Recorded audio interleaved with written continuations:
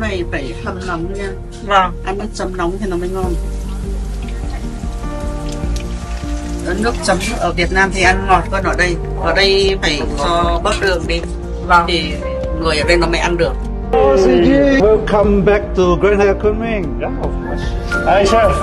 And the blue ginger is the most important thing, and the lemongrass. But the most important part of this gravy is the base. It's a shrimp base. I think the flavor is great. ប្រមាណនេះមិនត្រឹមតែគុយទាវទេក៏ជាការរួមបញ្ចូលគ្នានៃឧបត្ថម្ភម្ហូបអាហារនៃប្រទេសទាំងពីរផងដែរ Nướng phải ướp từ hôm trước, ướp một đêm không thay mới nướng.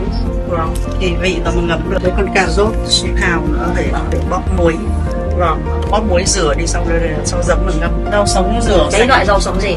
Cái này là rau tía tô, rau thơm tía tô, cái này rau xà lách, cái này húng quế. Tại vì bà chỉ hay là mẹ chị. Từ bé thì chị có ăn bún chả ăn nhiều rồi. So, but our laksa actually, the main ingredient actually what we have king prawns.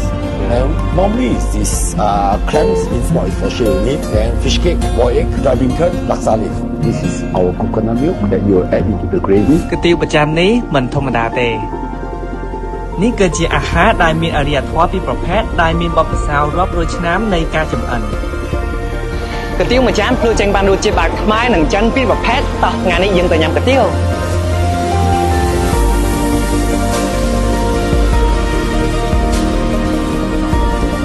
Nyonya laksa, the gravy has to be thick. Otherwise, it's not a noodle. The noodles are all stuck underneath. Không thể một con bé cho khách đấy. Nhưng mà đa số là khách học sinh ở bên này. បាទជំរាបសួរបងបាទសួរខ្ញុំចង់សម្ភាសន៍បងបន្តិចថាហាងគុយទាវរស័យបានប្រហែលជាបានឆ្នាំអី បាទគុយទាវរស័យយើងគឺបើគឺចាប់ផ្ដើមតាំងពីឆ្នាំ1981មក 欢迎大家来宽民茶茶我们家的越南味。 Thank you. ដើរលេងប្រទេសកម្ពុជាសុភ័ក្រនាំទៅញ៉ាំ